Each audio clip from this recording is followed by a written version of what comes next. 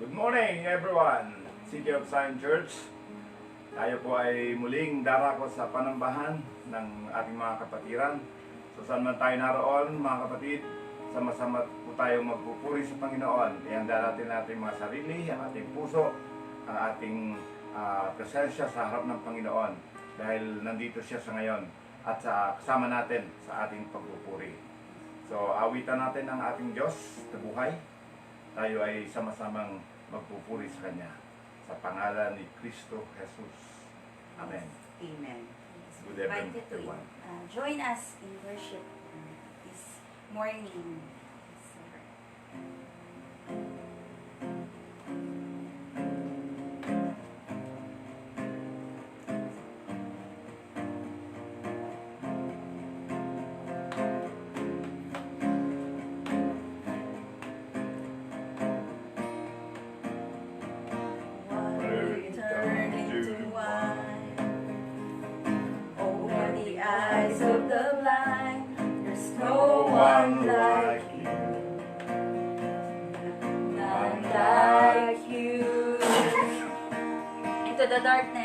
Into the darkness you shine.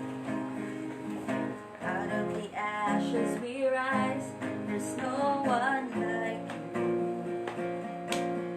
None like you. Our God is greater. Our God is stronger. God, you are higher than any other. Our God is leader. Awesome in power, our God, our God. Lord, our great Lord Jesus. Oh, hallelujah. Into the darkness we shine. Out of the ashes we rise. There's no one like you. None like you. Our God is greater. Our God is greater. Our God is stronger. God, you are higher than any other. Our God is healer. Awesome in power. Our God. Our God. Our God is greater. Our God is stronger. God, you are higher than any other. Our God is healer. Awesome in power, our God, our God. Yes, O Lord. Yes, O Lord.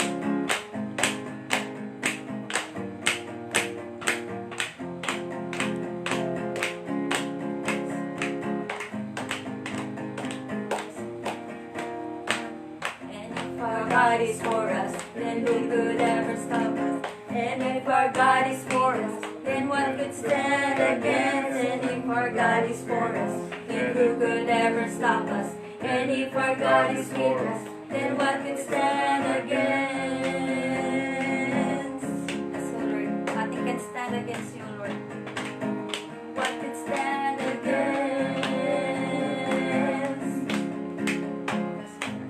Hallelujah. Our God is greater. Our God is greater. Our God is stronger. God, you are higher than any other. Our God is healer. Awesome in power. Our God. Our God. Our God is greater. Our God is stronger. God, you are higher than any other. Our God is healer. Awesome in power. Our God.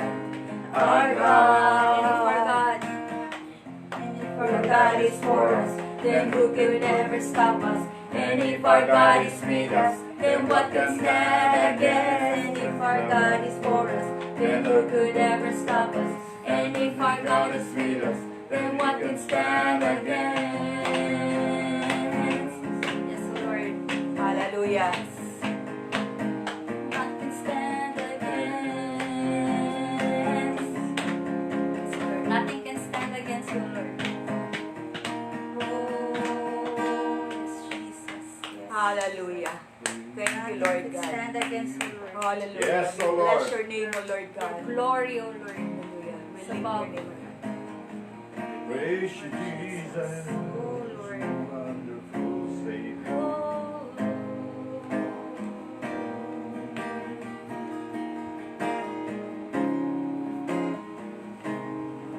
Hallelujah. Yes, Father.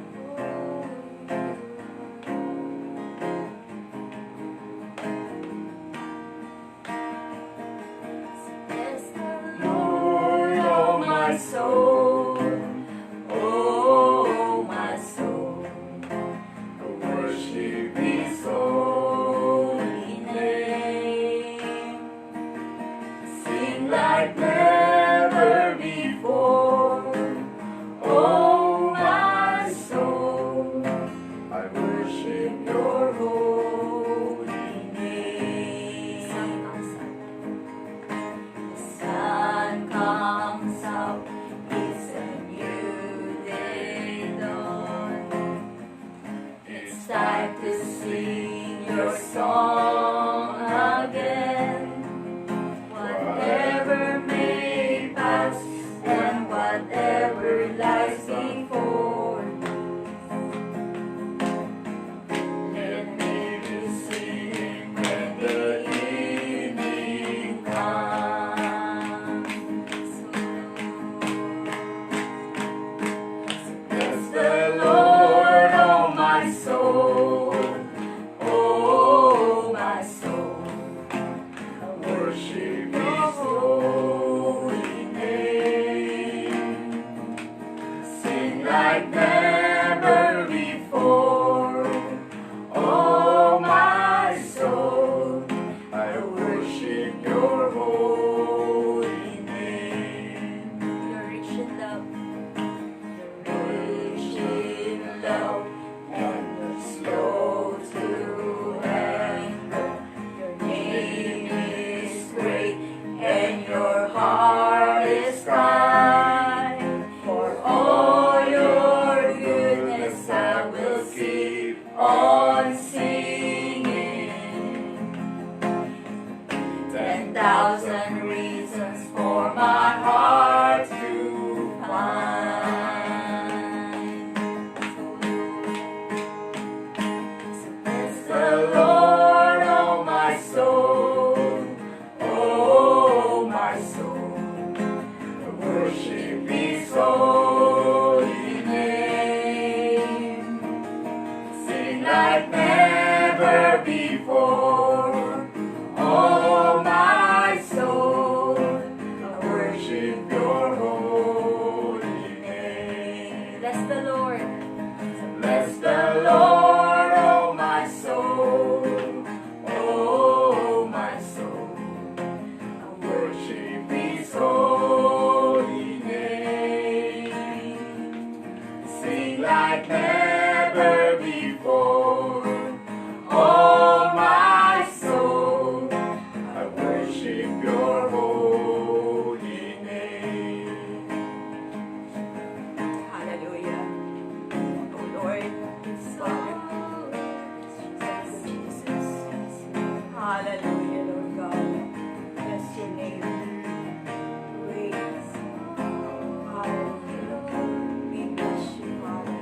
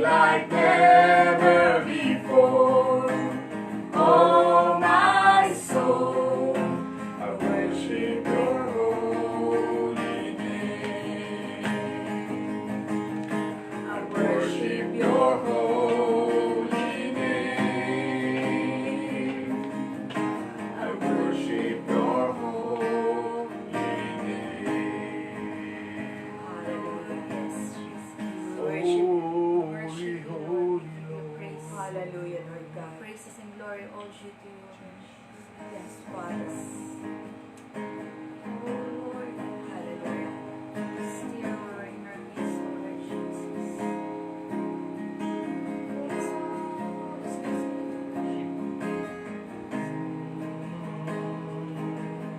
Hallelujah.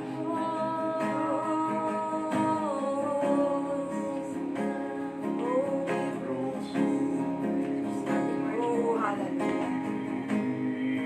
There's nothing worth more that will ever come close. Nothing can compare. You're our living hope. Your presence, Lord.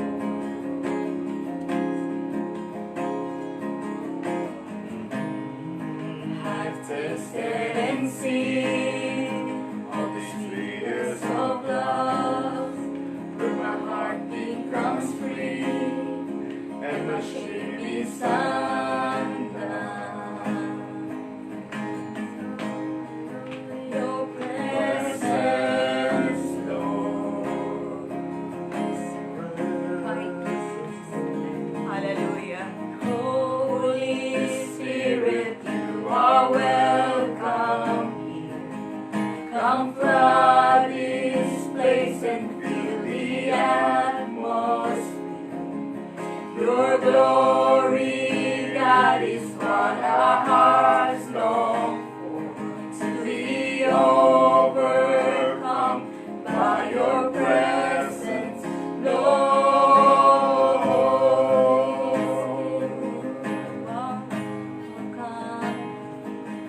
Come flood this place and fill the atmosphere. Your glory, God, is what our hearts long for. To be overcome by your presence, Lord.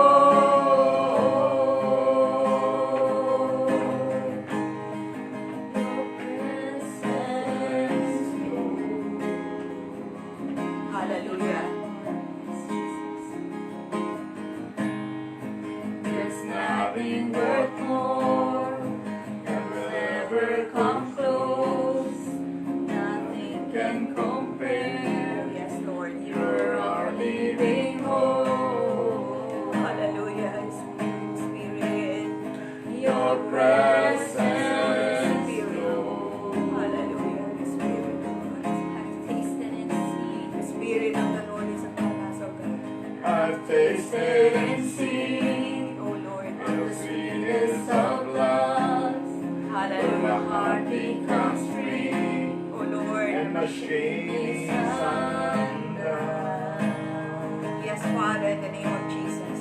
Your presence, Lord. Yes, oh God. Hallelujah. Holy Spirit, you are welcome. Hallelujah. Come flood this place and fill the atmosphere.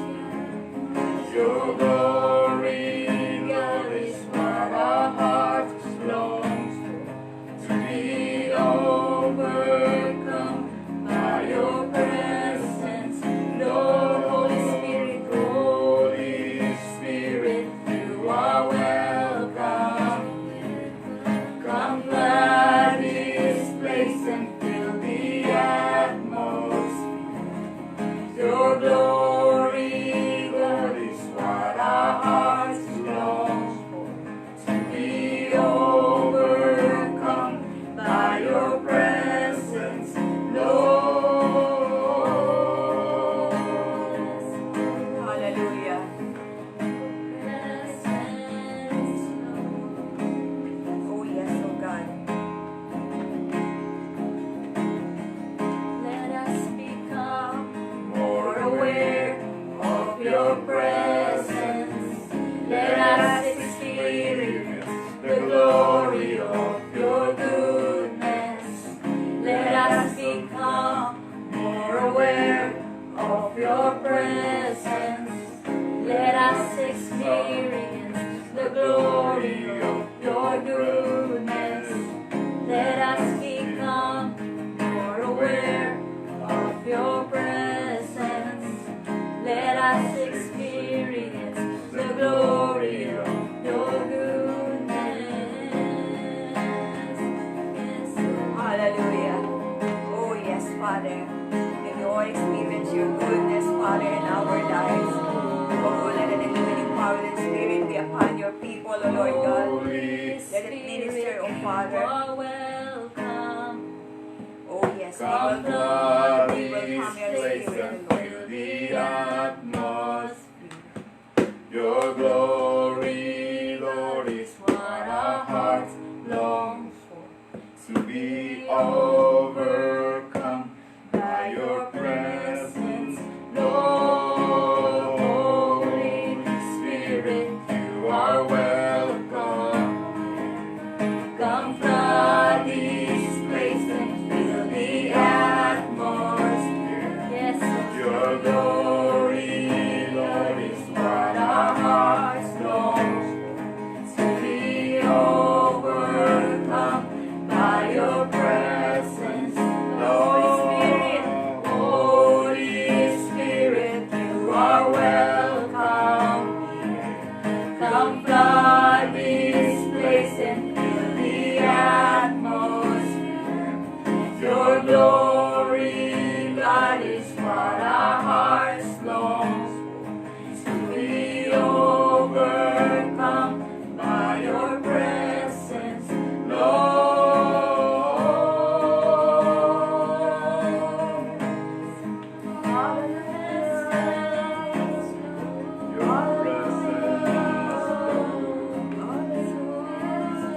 Your presence, Lord. Your presence, Lord.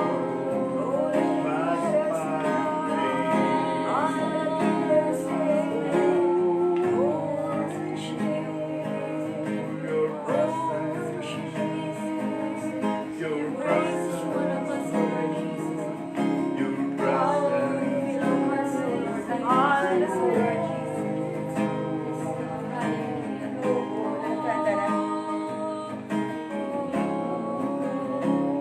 Hallelujah, Jesus. Hallelujah.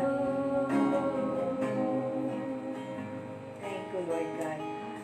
What a wonderful name, Jesus. We Hallelujah. worship you, Lord. Great, Holy great. Spirit, be Hallelujah. with us. Be with us, Lord God.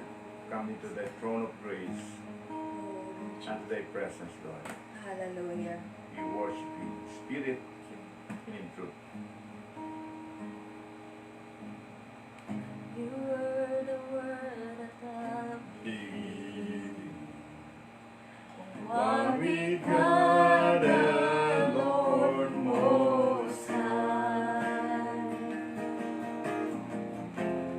Hidden glory and creation, now revealed in you are Christ. What a beautiful name it is! What a beautiful name it is! The name of Jesus Christ, my King. What a beautiful name it is! Nothing compares to this. What a beautiful name it is! The name of Jesus. The name of Jesus. Didn't want heaven Without Jesus, you broke heaven down. I Sin was great, your love was greater. What could separate us now? What a wonderful name it is! What a wonderful name it is! The name of Jesus Christ, my King. What a wonderful name it is! Nothing compares to this. What a wonderful name it is! The name of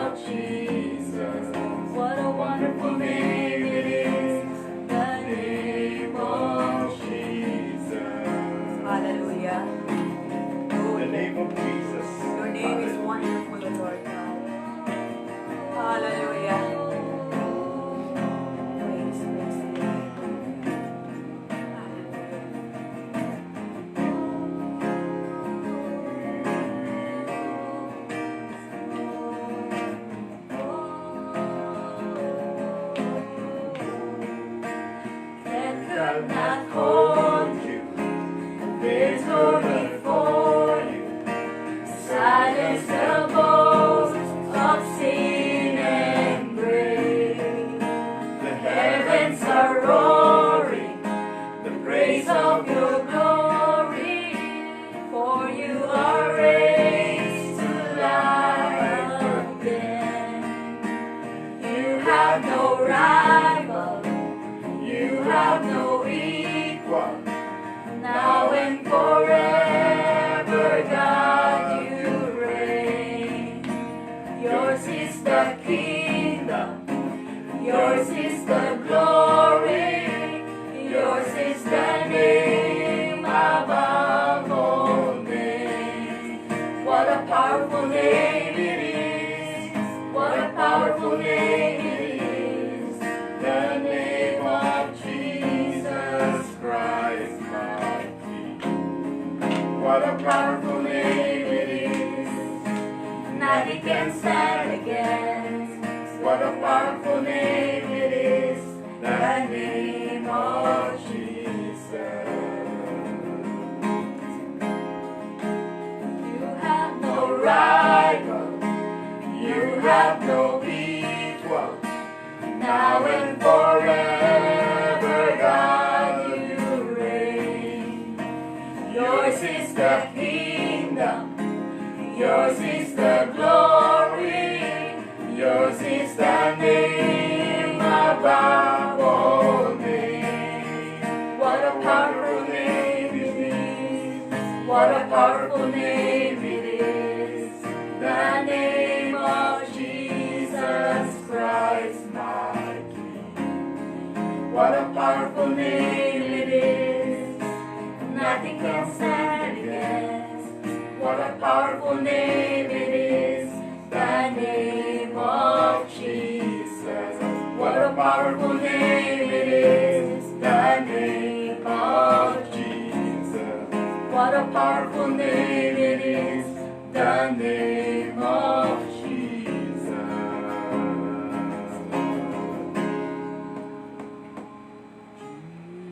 Hallelujah. Hallelujah. Yes, O Lord God. What a powerful name of Jesus. Oh yes, praise be to your What a name, O Lord powerful God. name of Jesus Christ. Hallelujah.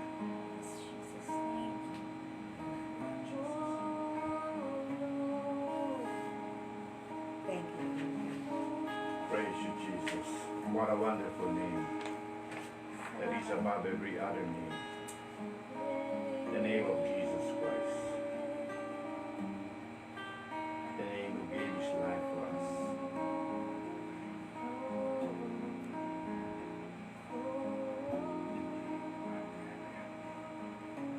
We worship you, Lord. We worship you, Jesus. Urabahanashi. Urabahanashi. We thank you. We thank you, Lord. Hallelujah. We thank you.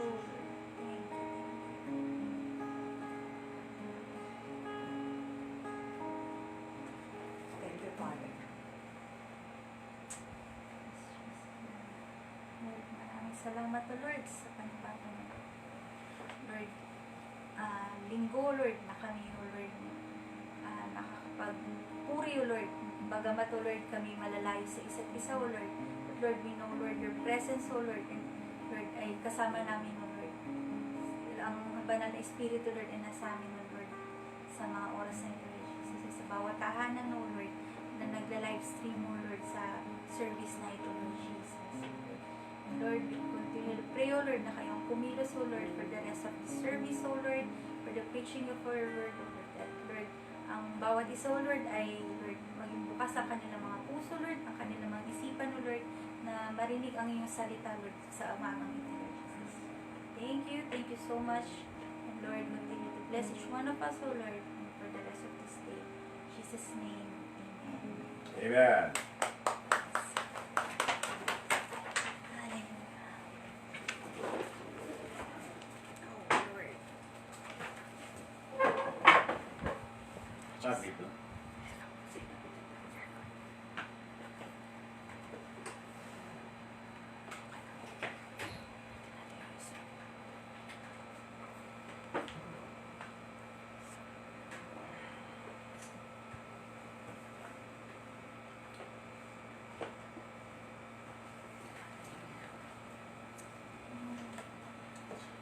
Good morning mga kapatid.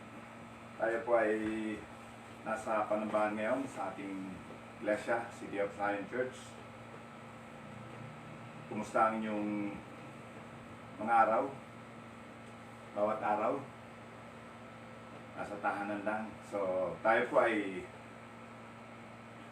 pinagpala ng Panginoon dahil tayo ay merong araw na magkakasama kahit tayo ay malayo sa isa't isa.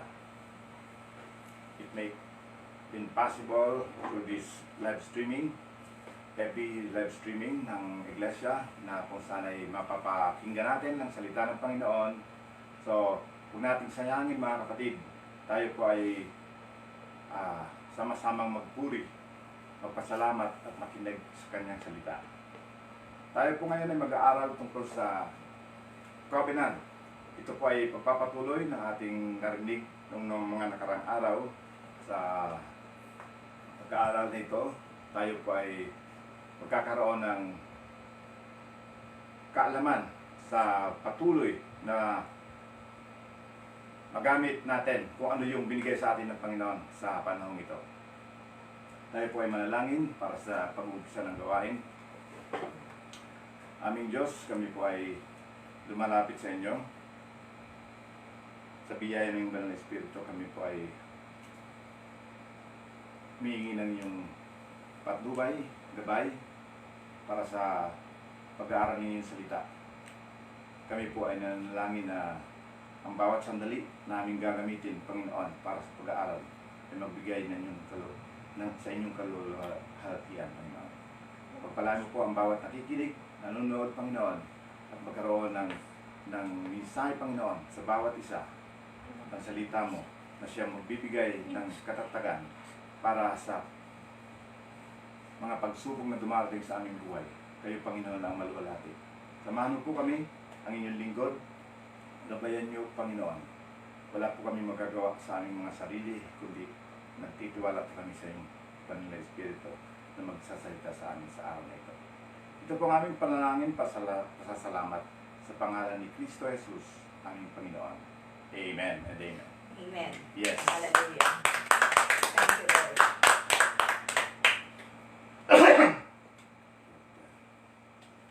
Sorry po, medyo may konting problema. So tayo po sa oras na tayo ay mag-aaral ng salita ng Panginoon.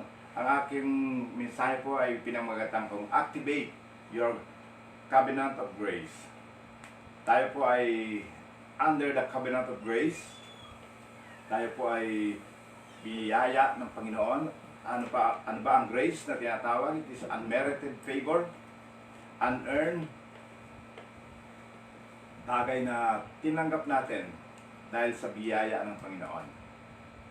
Dito po sa pag-aaral na ito, napakahalaga po na ma-activate natin, magamit natin kung para saan ang biyaya na ito na tinanggap natin mula sa Panginoon.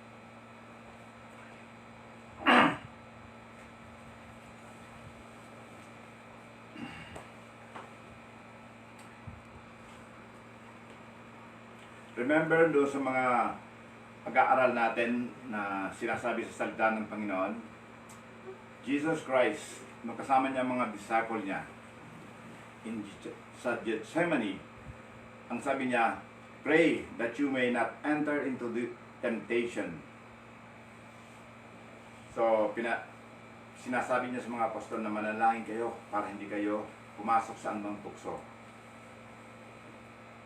At sinabi rin niya sa panalangin, lead us not sa tinurong panalangin ng Panginoon, lead us not into temptation, but deliver us from all the evil one. So napakahalaga po na tayo ay nananalangin, nagtitiwala sa Diyos na makapangyarihan sa lahat. Sinasabi rin ng salita ng Panginoon sa kasaysayan ni Peter. Siya po ay kasama doon sa Gethsemane, subalit sinasabing siya ay natutulog kasama ng mga disciple.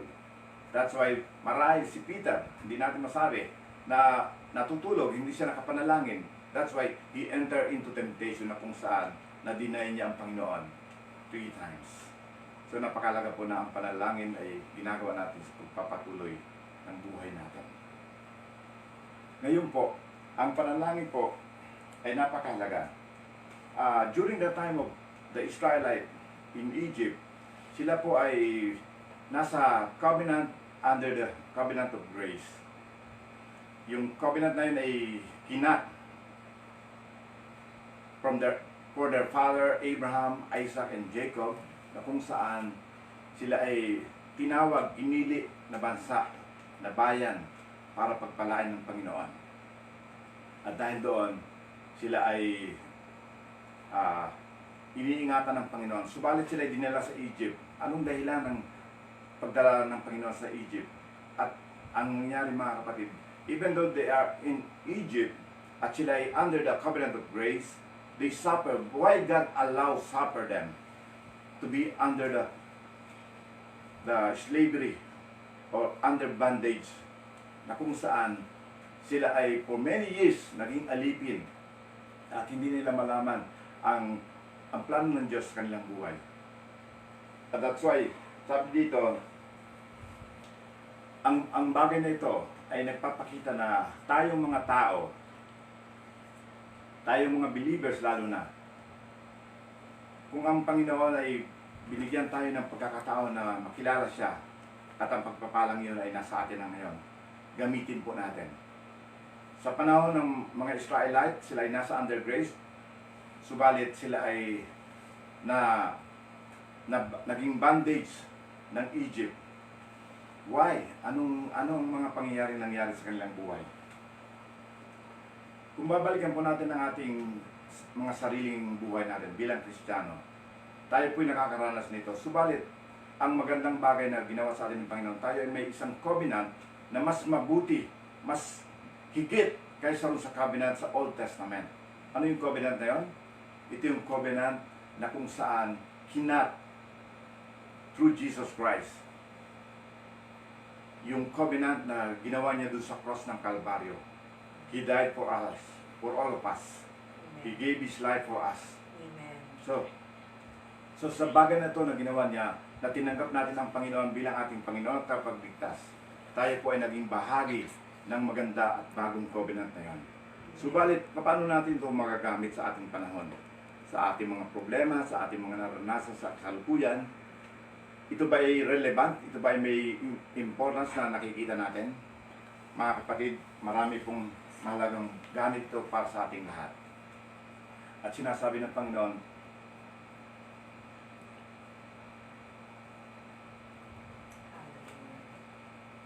tayo po ay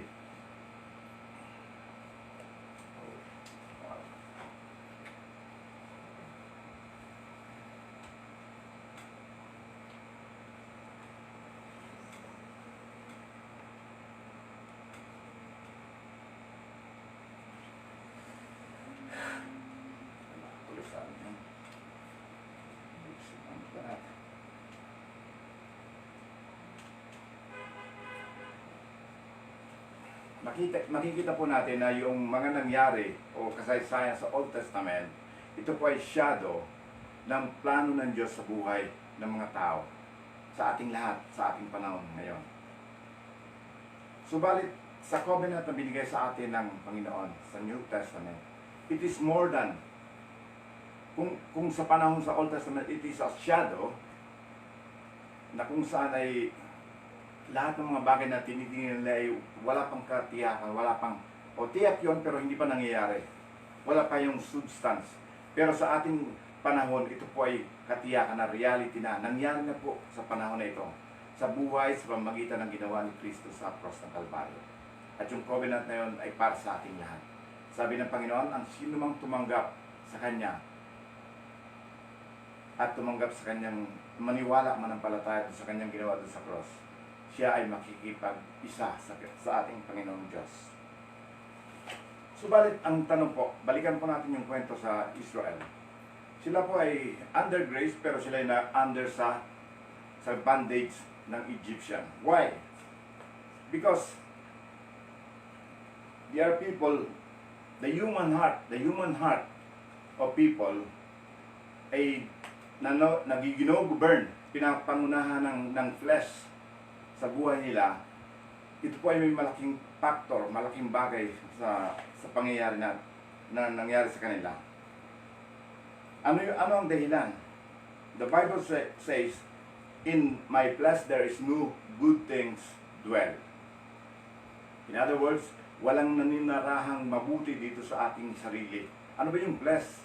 Ito yung flesh na kung saan ay result ng sinful o ng fall ng man doon sa pagkakasala ng tao, ni Adan. Tayo po ay nagkaroon ng kasalanan. Ayun ay nanatili doon, at kahit sino ang nabubuhay pagkapanganak sa kanya, siya na ay meron ng kasalanang daladala. At dahil doon, yung kasalanan yun, yung tinatawag na flesh, yun yung result ng bagay na nagawa na minana natin dahil kay Adan. At dahil doon, ang buhay ng tao nakakalimot sa Panginoon. At sinasabi niya, kaya ko to. Kaya ko ang mga problema, hindi ko kailangan ng Diyos. Ganun po yung nangyari sa bansang Israel. During that time, bagamat sila nasa covenant of grace, hindi sila tumatawag sa Panginoon. They do it by themselves. They work for their own selves. At sinasabi nila, marahil sa kanilang sarili, kaya ko to. Subalit, nakita po natin ang nangyari. Inalaw ng Panginoon na sila ay maging alipin ng mga Egyptian. Hindi po mangyayari sa isang tao yung anumang bagay na kikilos ang Panginoon unless na tayo magpakumbaba sa Kanya. Ang magandang example ay mismo po ay si Moses. Si Moses nung siya ay nasa Egypt din at siya ay naging Prince of Egypt. Doon sa unang 40 years sa kanyang buhay, siya ay naging parang anak ng prinsesa o kapatid ng paraon, na siya ay sinasabing tagapagmanang kasunod ng paraon. Subalit, sabi doon, when Moses was mighty in deeds, in might, in works, in deeds, God cannot work in him. Hindi siya magamit ng Panginoon, si Moses.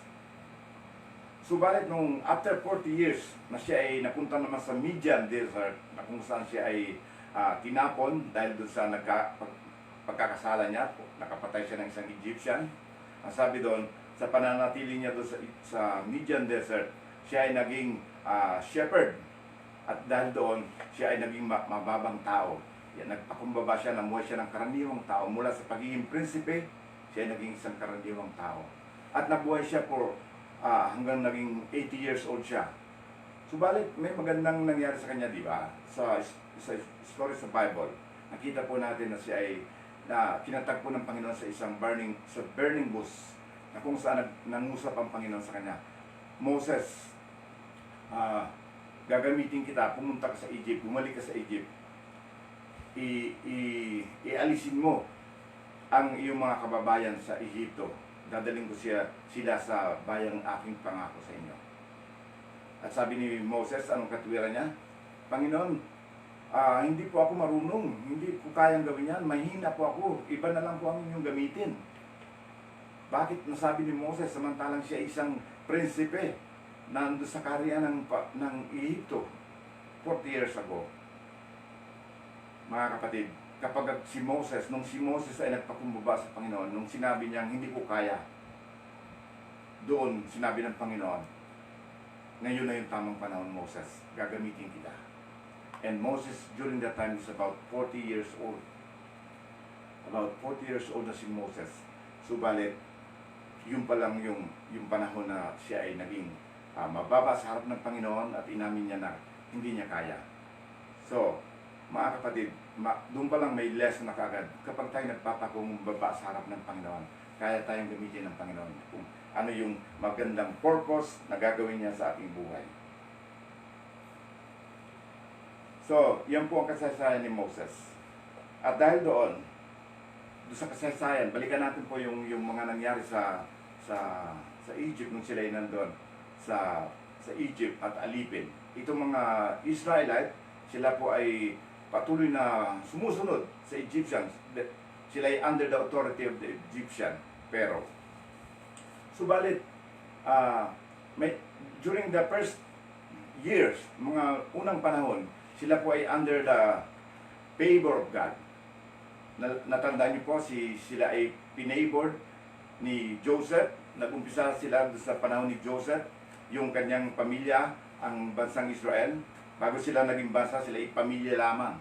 Mula sa 70 people, the sons of Jacob, ay naging maraming tao.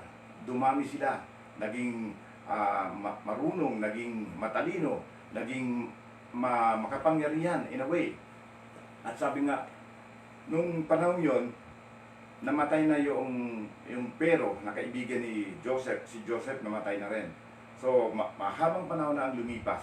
At sabi, may bagong Pero namumuno na hindi nakakakilala kay Joseph.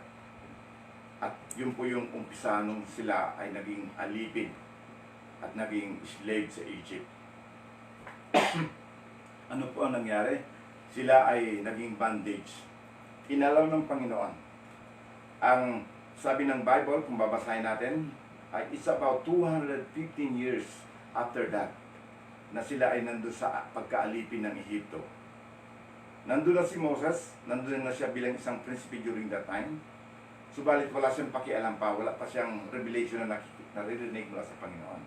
Subalit nung siya nga, na binabangit ko siya nang nagpunta sa Midian, after na siya ay paalisin sa Egypt, dahil siya ay nagkasala sa Pharaoh. Nung na-meet niya ang Panginoon sa burning bush, siya ay sinabihan na bumalik ka sa Ehipto.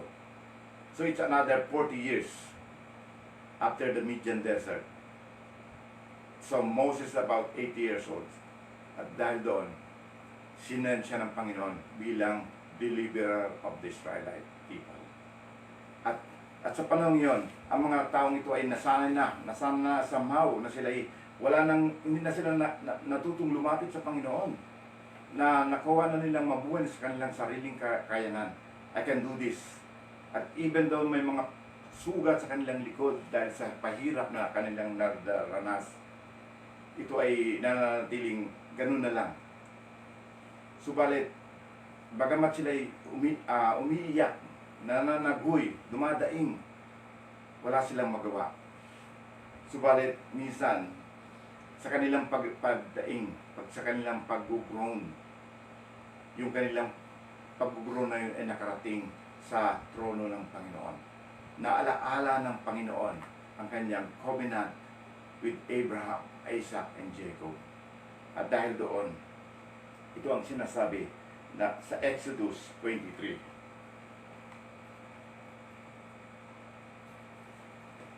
Now it happened in the process of time that the king of Egypt died. Ito ay namatay na yung king of Egypt na kaibigan ni Joseph. Then the children of Israel groaned because of the bondage. And they cried out, and their cry came out up to God because of the bondage. Ang sabi doon, the children of Israel groaned because of the bondage. They groaned because of the bondage. Hindi dahil nagkaroon sila ng kaisipan na kailangan akong tumawag sa Panginoon. They groaned because of the bondage. Okay? And they cried out. They cried out. They don't pray. And they cried out, and their cry came up to God because of their bondage. Nakita natin? They don't cry by praying earnestly, depending to God, kundi sila nag-groan because of their bondage, dahil dun sa hirap na kanilang dinaranas. Parang nawala na sa isip nila yung covenant na meron sila, na sila yung mga anak ni Abraham, Isaac, and Jacob. Amen. Napakahalaga po na itong lesson na ito ay maalaala natin. Pero nawaan po natin ang ibig sabihin nito. So, dumaing sila, at dahil sa kanilang pagdaing, pinakinggan sila ng Panginoon. Even though hindi sila directly nanalangin lumapit sa Panginoon. So, ito po ang buhay natin, tayo sa ating panahon, tayo po'y mapalad, tayo ay makakalapit sa Panginoon dahil doon sa biyaya na tinanggap din natin. We are living today in our generation by the grace of God. Amen? So, ang sabi dito, our covenant today is much better than the old covenant. Ano yung covenant natin? Ang sabi ng Panginoon, I will be merciful to your unrighteousness and I will remember your sins no more. Ito ang sinasabi sa Hebrew na tayo ay pinatawad ng Panginoon, hindi na tayo kinalimutan na niya ang ating mga pagkakamali, pagkakasala. Why? Paano nililimutan? Kinalimutan na lang ba ng Panginoon? Hindi. Kinalimutan niya yon doon sa cross dahil inalala niya ang ginawa ng kanyang anak. Yun po yung ginawa. Nagkaroon tayo ng divine exchange nung ang ating mga kasalanan ay nilagay sa katawan ng Panginoon at siya naparusahan. At yung kabanalan, kabutihan ng Panginoon na ating tinanggap at nireceive natin ito, yun po yung naging exchange, divine exchange. Si Jesus Christ ang naging substitute, kahalili, kapalit para tayo magkaroon ng kaligtasan. Yun po yung tinatawag na covenant. Yun yung kinat. Covenant means to cut into. Yung pinag-aralan natin last week. Covenant is to cut into. Yun yung ibig sabihin. So, dahil dito, yung kinat na yon ni covenant na yon para sa atin, si Jesus Christ ang naging representative natin. At dahil si Jesus Christ is perfect Son of God, sabi doon, ang lahat ng kanyang plano doon sa covenant na yun ay kaya nating makamtan sa ating panahon. At mapalad ka kapatid, you can come anytime boldly to the throne of grace to receive that mercy, to receive that grace of God, to activate in your own personal life. So, sa buhay, balikan po natin, bagamat ang Israel during that time ay nasa grace, under the grace of God, God is waiting for them. Sabi dun sa binasa natin sa Exodus, they just groan because of the bondage. Pero ang iniintay ng Panginoon is just to cry to God and sabihin nila, Lord, I depend on you. I need you. We need you.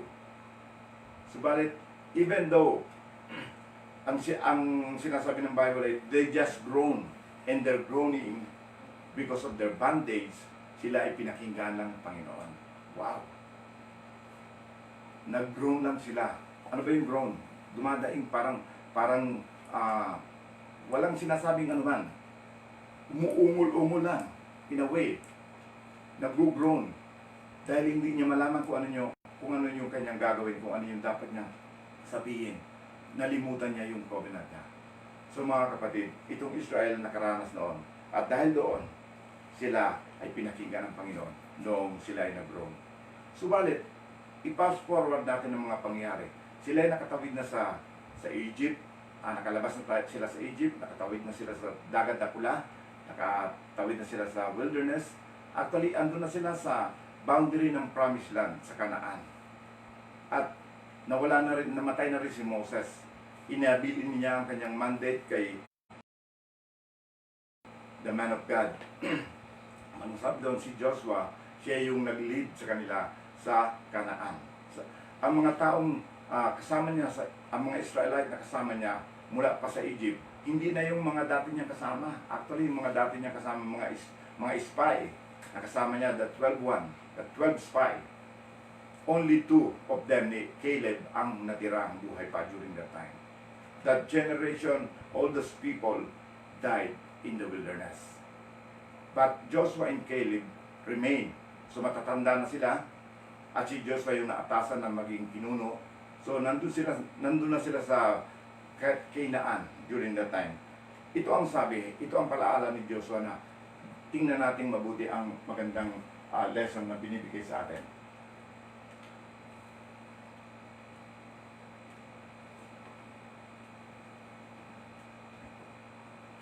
So Joshua, now therefore fear the Lord, serve Him in sincerity and in truth, and put away the gods which your fathers served on the other side of the river of Egypt. No? Serve the Lord. Okay? Sabi pa natin kasunod. And if it seems evil to you to serve the Lord, if it seems evil to you to serve the Lord, choose for yourself today whom you will serve, whether the gods which your fathers served that were on the other side of the river, or the gods of the Amorite in whose land you dwell. But as for me and my house, we will serve the Lord. Amen. Amen. As for me and my house, we will serve the Lord. Ito yung kilalang-kilala na tatandaan natin sinabi ni Joshua. Ito yung time na siya, nandun na dinala niya ang mga kababayan niya, mga Israelite, sa Kanaan. Nandun na sila sa kabilang ibayo. Sabi doon, si Joshua, challenge niya ang Israel. At ito ang sinabi niya, di ba? Kayo, now therefore, fear the Lord. Matakot kayo sa Panginoon. Serve Him in sincerity and in truth. And put away the gods which your fathers served on the other side of the river in Egypt. Wow! Ibig sabihin pala, kung babalikan natin yung mga pangyayari, habang sila nandun sa Egypt at bondage sila, under slavery, they are serving other gods. Can you imagine that? They are serving other gods. They forgot the God of Abraham, Isaac, and Jacob. Nalimutan nila. They are serving other gods. Yan ang sinasabi napaalala ni Joshua. Na alam niyo ba yung kanyang ginagawa? Sabi niya sa mga kababayan niya, sa mga Egyptian, sa mga Israelite. At sabi din nga, if it seems evil to you to serve the Lord, kung sa tingin nyo ay hindi naman magandang tama na mag-serve sa Panginoon, choose today for yourself this day whom you will serve, whether the gods of your father you serve that were on the other side of the river, ibig sabihin, other side of the Red Sea. Ibig sabihin, nandun pa sila sa Egypt, they are worshiping other gods, their fathers. Right? At tapos, nandun na sila sa Kanaan, sabi doon, may mga Amorite doon, yung mga god nila. Kayo ba, gusto nyo rin pagsilbihan, maglingkod, sambahin ang mga god of the Amorites? Na kung paano kayo nagsamba, gusto nyo manatiling alipin, kayo pinalaya na ng Panginoon? So, yan ang sinasabi ng Panginoon. But for me and my house, ito ang kanyang challenge. As for me and my house, we will serve the Lord. Sana yun din ang ating maging challenge sa ating mga pamilya. To serve the Lord with all your heart, with all your might, with all your strength. Amen? So, yan po yung bagay na napakahalagang i-challenge natin ang ating mga sarili. So, ano ang application ito sa ating buhay, sa ating sa ngayon? Paano natin i-activate yung ating bagong covenant na naging bahagi tayo sa ngayon, sa new covenant? Yung covenant na kinat ni Christ with the Father para sa ating lahat. For whosoever believe on Him shall have eternal life. Ang sino mang manampalataya kay Kristo doon sa kanyang tinapos na gawain sa cross ay magkakaroon ng buhay. So mga kapatid, tingnan natin, ano yung dapat natin gawin? Let us activate that covenant. At yung covenant na yun is the covenant of grace. It is not the work of man, ourselves, by our own effort. It is the work of God Himself na biyayang binigay sa atin. Unmerited nga ang tawag. Ang sabi dito, God allows bandages sa buhay natin kapag wala tayong tunay na pagsuko sa Panginoon. We did not put our dependence on God. Ang sabi ng Panginoon dito sa covenant na binigay niya, basahin natin sa Romans 8 para mas maliwanag. Sa Romans 8, for you, ito na yung bagong covenant na tinanggap natin. So ito'y para na sa ating mga Kristiyano, mga believer. For you did not receive the spirit of bondage again in fear. To fear.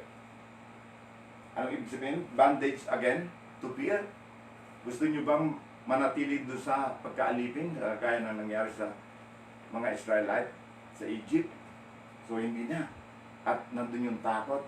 But you receive the spirit of adoption by whom we cry out, Abba, Father.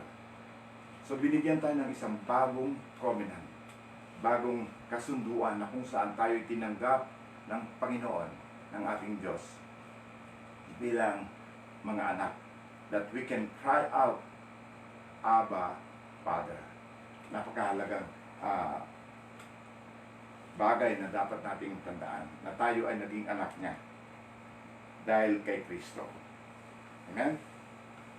At sabi pa rito, so, anong purpose nito? Kung tayo naging anak na, binigyan na tayo ng espiritu ng pagiging anak, tayo po ay makakalapit sa Panginoon. In what way? We can pray. We can come to God in prayer. Ang sabi niya sa salita ng Panginoon sa susunod na verse, Romans 26, chapter 8, verse 26. Likewise, doon kanina sa unang talata, sa unang verse ng Romans 8, tayo naging anak. So bilang mga anak, tayo ay makakalapit sa Panginoon sa pamagitan ng panalangin. Tulad ng mga dapat ginawa ng mga Israelites during their time, na sila ay nasa bondage, hindi sila lumapit sa Panginoon, bagamat nandun yung paghihirap na naranasan nila.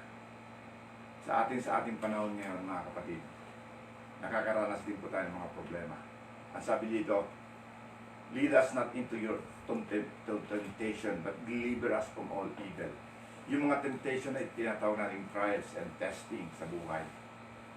Subalit, ang lahat ng ito ay mapagtatagumpayan natin kung patuloy tayong usap sa Panginoon, nagiging dependent tayo sa Kanya, na ang lahat ng bagay ay ibigay natin sa Kanya, yung pagkatiwala natin sa Kanya. Ang lahat ng ito ay kayang gawin ng Panginoon dahil tayo ay may much better covenant kaysa doon sa binigay niya sa mga people in Egypt, the Israelite. At paano tayo lalapit sa Panginoon? The same thing, walang pagkakaiba, the same procedure. We have to come to God in prayer. Relationship ang tinutukoy. What is prayer? Prayer is dependent on God. Dependence on God. Dependence, ibig sabihin, tayo ay nagtitiwala, umaasa. Wala tayong magagawa without God. We can do nothing apart from Him. So, prayer is depending on God and everything. Katulad din ng dapat na ginawa ng mga Israelite during their time. They have to depend God. Depend on God. At sa ating panahon, ang sabi ng Panginoon, we have to pray daily, unceasingly. Sa Thessalonians, sinabi yan ni Pablo. So, how should we pray? Paano tayo mananalangin ng lagi? At paano tayo mananalangin? Sabi dito, likewise, sa Romans verse 26, chapter 8, 26, likewise, the Spirit also helps in our weaknesses, for we do not know what we should pray for as we ought, but the Spirit Himself makes intercession for us with groaning which cannot be uttered. So the same word, groaning. Anong application ito sa buhay natin? Groaning. Which cannot be uttered. Because our covenant today is much better than the previous one. Even this promise ng Panginoon, tayo ay hindi mag-iisa. Hindi natin sa sarili, hindi natin talaga kaya. Dahil tayo nabubuhay in the flesh, yung nature natin ay laging dependent doon sa flesh natin.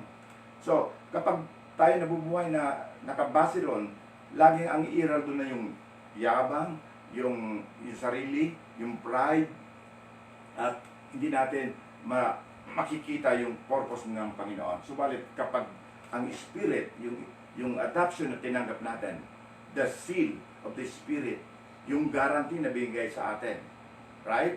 Bilang anak, child of God, tayo ay tinuruan para manalangin sa Kanya. Sabi, kaya dito, even sa panalangin, hindi natin kaya manalangin by our own.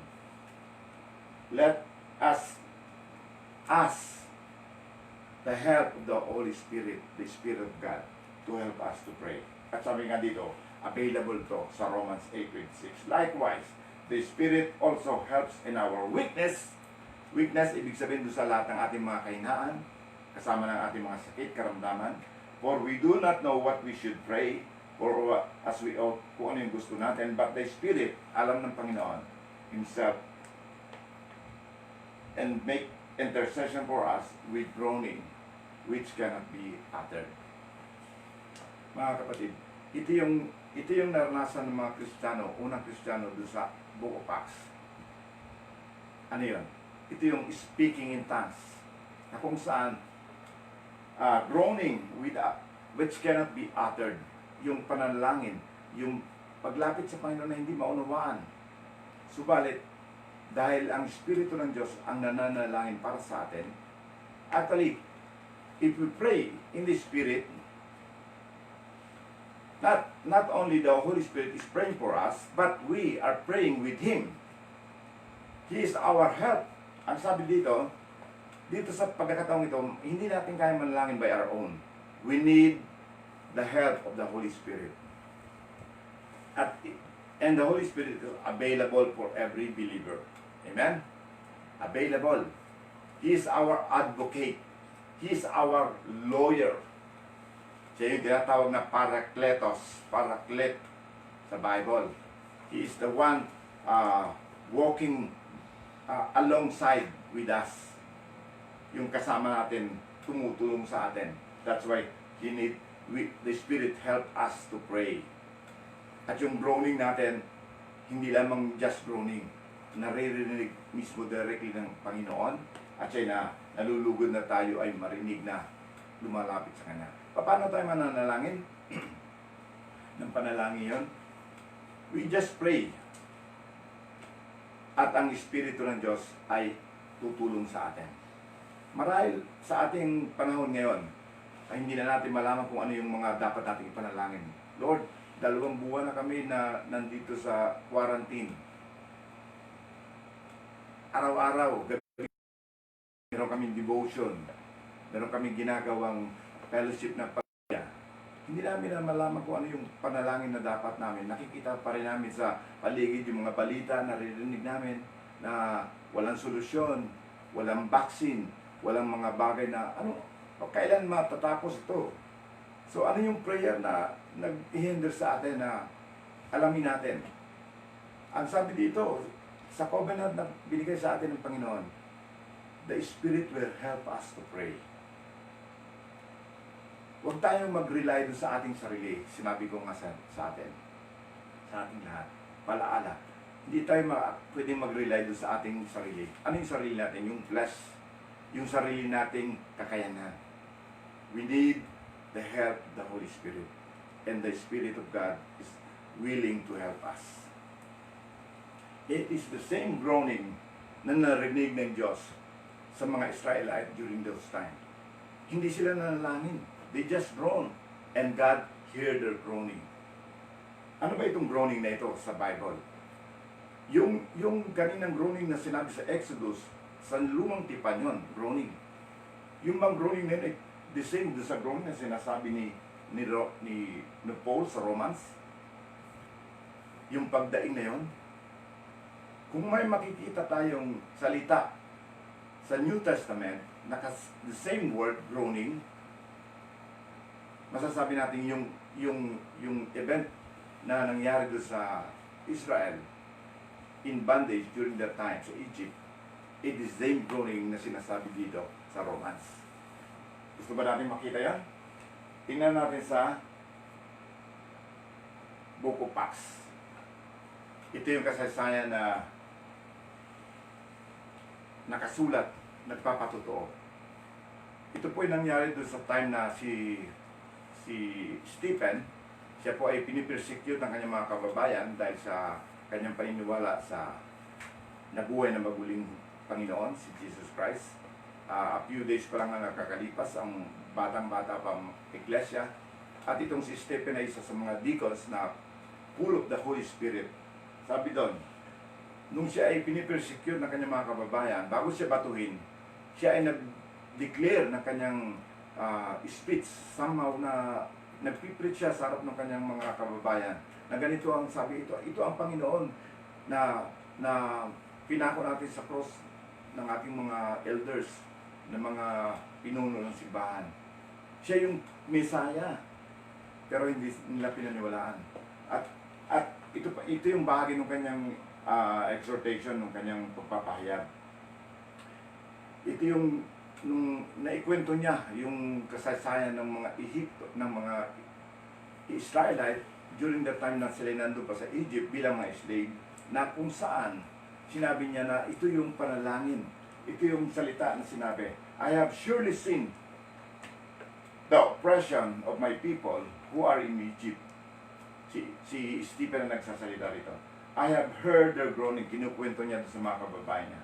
And I have come down to deliver them, and now, come, I will send you to Egypt. Ang kausap niya dito ay si Moses. Nire-relate ni Stephen yung kasaysayan na nangyari doon, matagal ng panahon, na kung saan ang tinutukoy doon sa groaning na nakasulat doon, it is the same groaning na sinasabi ni Pablo na siyang kailangan nating ma-express sa Panginoon, kagaya na dapat na in-express ng mga Israelite during their time na para sila'y makalaya sa pagkaalipin. So, what a wonderful promise na binigay sa atin ng Panginoon. Groaning. Ang salitang ito ay napakalalim, no? How to pray with groaning. Kailangan nating i-utilize ito by the help of the Holy Spirit in our lives. Siya ay willing na tayo ay tulungan sa ating mga panalangin. Kung tayo napapagod, kung tayo nangihina, kung tayo nawawalan ng pag-asa, ang Holy Spirit ay laging kasama natin. That's the promise. That's the greater covenant na tinanggap natin. Greater than the old. Because una sa lahat, tinanggap na natin ang ating Panginoon.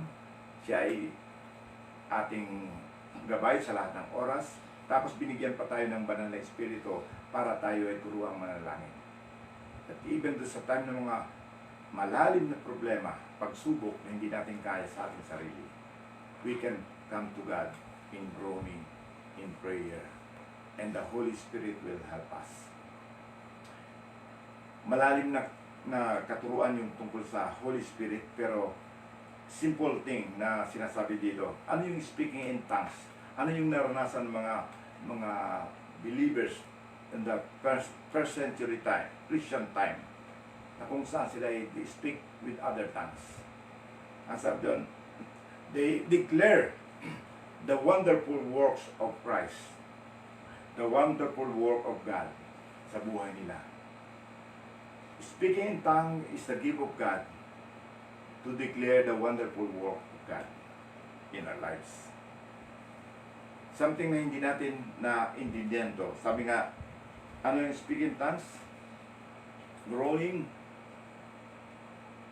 utterance that cannot be uttered, expression, the word that cannot be uttered.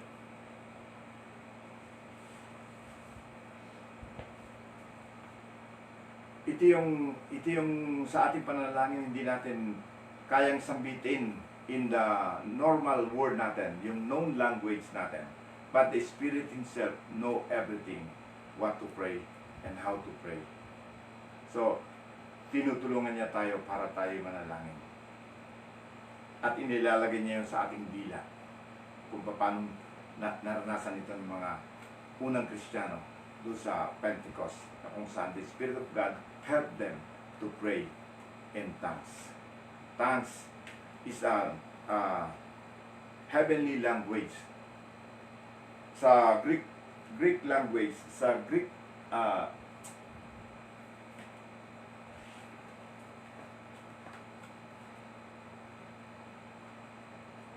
ang tawag dito?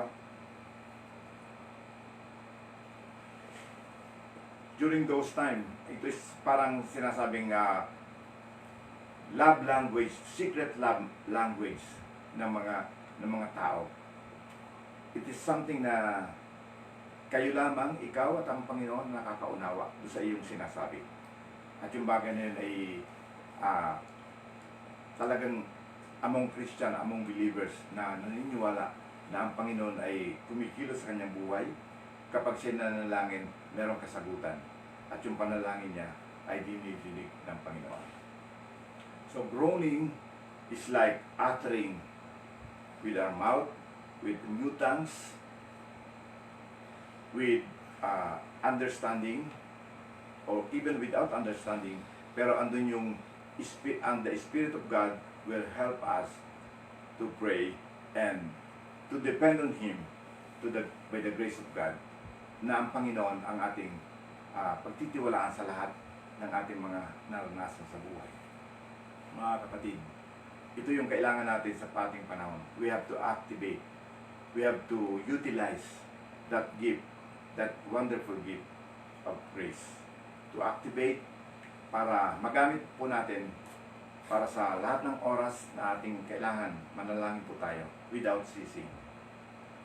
Maybe hindi natin malaman kung ano yung dapat nating eksaktong word na ipag-pray. Subalit as we pray, we honor the Lord, we depend on Him. Siya ang magtuturo sa atin at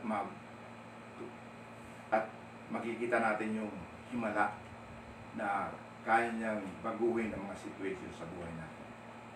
Let us depend on Him. Let us activate our covenant of grace. That everything is dependent on what Jesus has done and what Jesus has accomplished on the cross para sa atin yan. Yun po ang kailangan natin sa panahon ito. Hallelujah, Lord Jesus. In other words, dependent on God. Dependence on God. Let us believe the Lord is with us. He will never leave us. He gave us the seal of our sonship, our adoption, na kung saan tayo ay makakalapit sa Kanya. And as we declare, kapag inactivate natin yung ating covenant na yun, na tayo ay mga anak niya, na tayo ay mga anak ng langit, ng kalangitan, tayo ay pagpapalain ng Panginoon. Ang ating mga kasalukuyang nangyayari, mga problema, kayang-kayang gawa ng solusyon ng Panginoon. Believe, the Spirit is with you. That Spirit will help you to pray. Just continue. Don't lose heart. Sabi nga, pray unceasingly, continually. Because even Paul, siya nagsabi, I pray, I thank God because I pray much more, greater than all of you.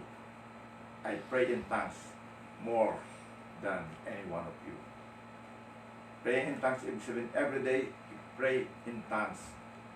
He speak unknown language na kung saan ang Panginoon ang kanyang kinakausap. Hallelujah, shukarabahandala. Hallelujah, shakalamantala, shikalaya. Urabahanda, shikalala, shikalabahanda. Urabahanda, hukarabahaya. So, halalahaya. Oh, hallelujah. Yes, Lord Jesus. Turuan po kami, Panginoon, na i-activate namin, Panginoon, ang panalangin ito, Panginoon, ay tinuro mo sa amin. Kung kami ay bautismo mo at bigyan mo kami ng kapangyarihan, kakayanan, upang manalangin, to groan, to utter, Lord God, the sense of grace, Panginoon, at kung saan kami ay pinagpala mo, Panginoon, ng better covenant sa aming panahon. At Lord, anytime we can come to you, we can rely on you, Lord God, that any bandages in our lives ay kami, Panginoon, ay inyong palalayain. At pinalaya mo na nga kami because of what Jesus has done in our lives. Thank you, Father God. We give the praise to you, O Lord, sa oras na ito. Dahil alam po namin, kayo ang nagpapala sa bawat mga anak mo. Salamat po. In the name of your Son, Jesus Christ, ito po ang aming dalangin. Amen and amen.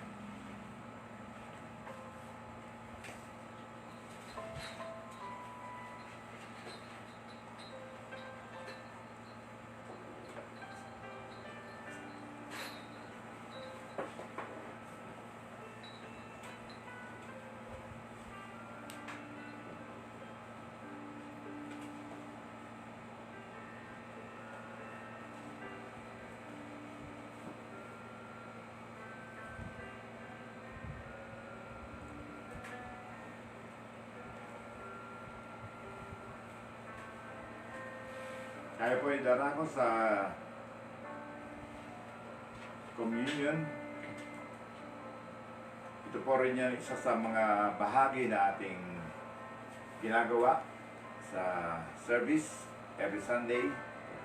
Tayo po ay mag-aalaala o magre-remember sa lahat ng mga sinabi ng Panginoon to acknowledge His goodness, His finished work, na sa pamagitan itong communion na ito tayo ay nakikiisa sa kanyang kamatayan at sa kanyang muling pagkabuhay na nangyari doon 2,000 years ago at even sa kanyang pagbabalik.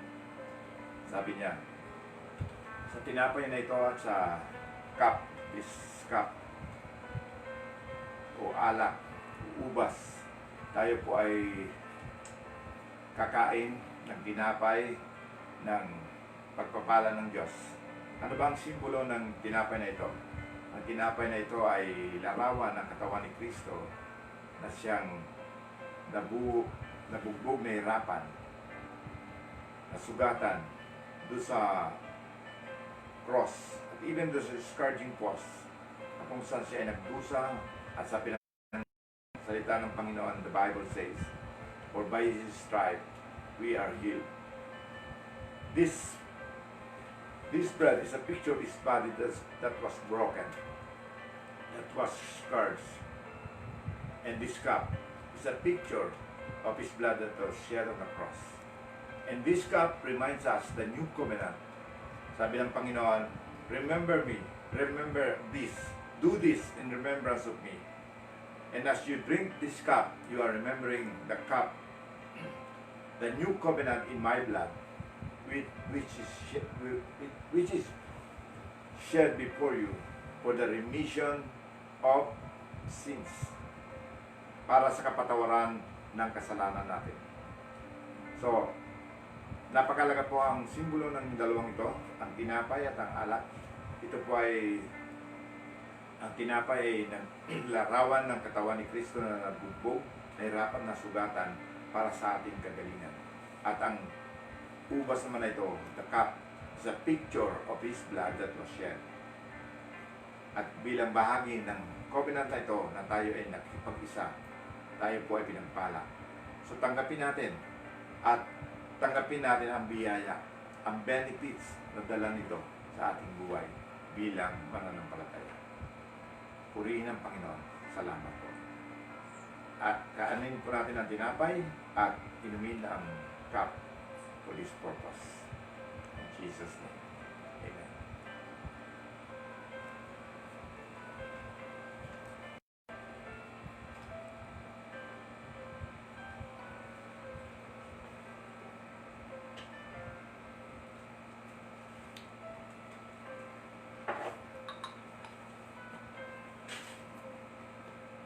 Amen. Amen. Hallelujah. Thank you, Lord. Palaala sa atin ng salita ng Panginoon sa ating lahat, mga kapatid. Tayo po ay patuloy na makiisa.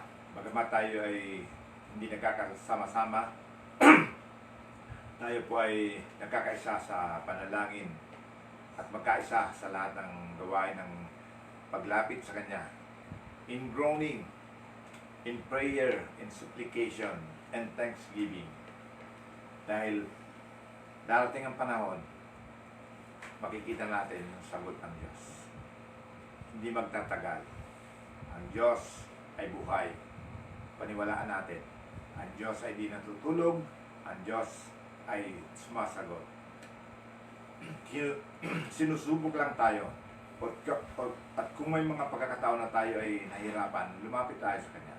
Siya ay laging nakaantabay para tayo ay ingatan, sagluluhan, at patuloy na gabayan, bigyan ng pag-asa.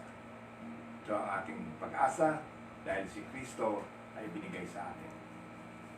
Kung ano yung mga bagay na tinanggap niya, binigay din sa atin bilang co-heir with Him, with Christ. So, magandang umaga sa ating lahat. Purihin ang Panginoon at tayo po ay magpasalamat sa kabutihan niya. Amen and amen. Aming Diyos, salamat po sa oras na ito. Sa aming pagtatapos, aming pong dalangin at pasasalamat. Amin din pong dinadalangin, Lord, ang kapayapaan sa aming bayan. Ang patuloy na pagtatagumpay, Panginoon, ng aming mga pinuno para bigyan ng lunas ang mga problema ng aming bansa. Bagamat, Panginoon, ito ay pangkalahatan, pang buong mundo, Panginoon, ang mga problemang nangyayari. Alam po namin na kayo ay Diyos na may-ari ng langit at lupa. Kayo, Panginoon, nakakaalam ng mabuti para sa bansang ito. Kaya, O Diyos, dinadalangin po namin ang patuloy po mong pagkilos sa buhay ng bawat isa.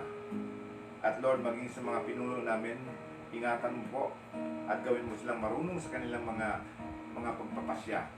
At Lord, sa kanilang mga desisyon, Lord God, ang lahat ng makabubuti sa marami sa buong bansa at sa kanilang isa katuparan.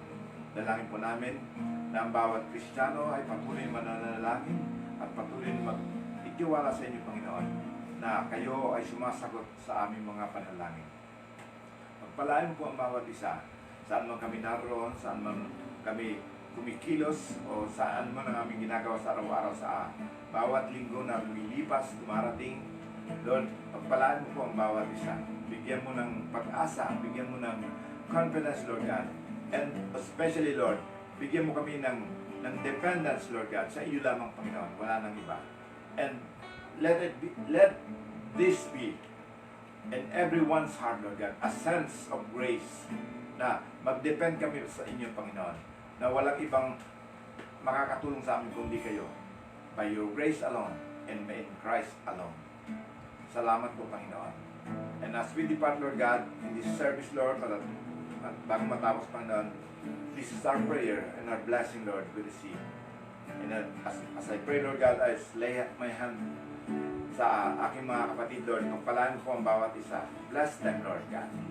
Protect them, Lord God. Yes. And lead them, Lord God, not into temptation, Lord God, but deliver them. But deliver them, Lord God, from all evils, from all dangers, from all destruction, Lord God, from any sicknesses and diseases, Lord God. Protect them, Lord God. Heal them, Lord God. Amen. And Lord, provide all their needs also. Yes. Sa buong isang linggong darating, Lord, pagpalain mo po sila, bigyan ng lakas, pag-asa, at pananampalataya, Panginoon. Lord, sa lahat po, kayo ang aming patnubay, kayo ang aming gabay, at kayo lamang po ang aming lalapitan. We thank you for the power of your Holy Spirit. Salamat po, God. The Lord bless you, and the Lord keep you. The Lord make His face shine on you and be gracious to you every day of your life. The Lord lift up His countenance to you and give you the shalom, peace of our Lord Jesus Christ every day of your life. May the Lord bless you and keep you. In Jesus' name we pray. Amen. Amen. Amen. Amen. May lesson pa na. Last song. Sabihin mo last song. Mayroon po tayong last song, so just stay for a few minutes.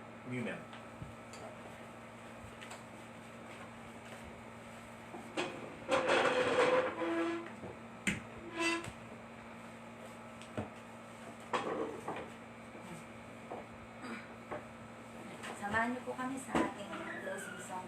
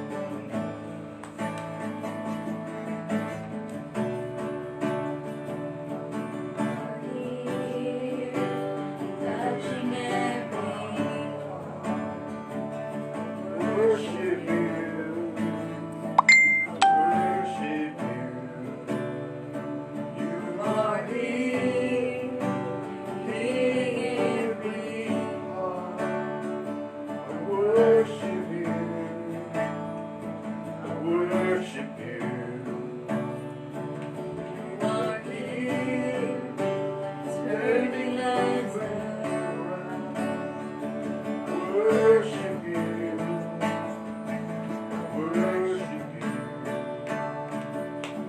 are here, mending every heart. Worship you. Worship you. Go make a way. Come and sleep. Light in the darkness, my God. That is who you are. Miracle work, promise keep. Light in the darkness, my God. That is who you are. That is who you are. That is who you are. That is who you are. That is who you are. That is who